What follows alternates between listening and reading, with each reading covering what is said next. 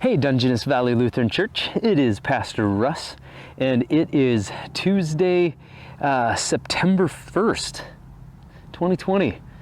Boy, we've made it into September. Woo!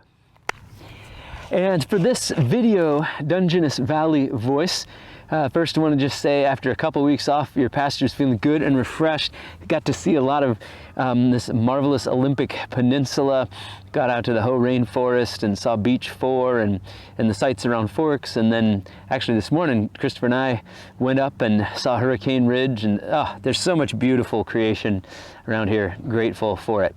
But it's good to be back with you all too. It was marvelous to see so many of you on the 30th. The link for worship can be found in there, as well as the link for the Bible study. We're going to make sure we include that.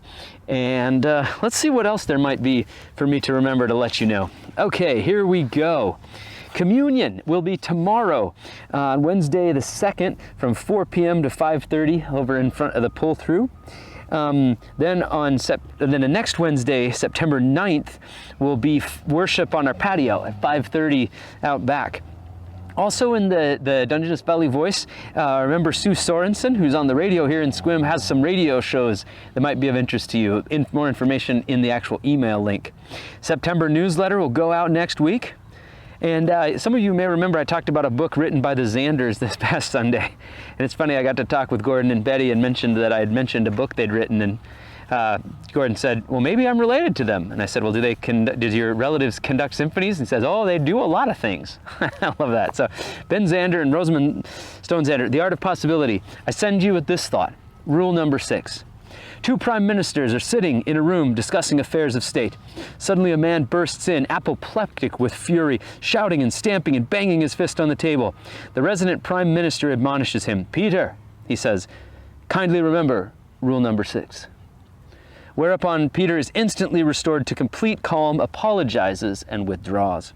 The politicians return to their conversation, only to be interrupted yet again 20 minutes later by a hysterical woman gesticulating wildly, her hair flying. And again, the intruder is greeted with the words, Marie, please remember rule number 6. Complete calm descends once more, and she too withdraws with a bow and an apology. When the scene is repeated for a third time, the visiting prime minister addresses his colleague.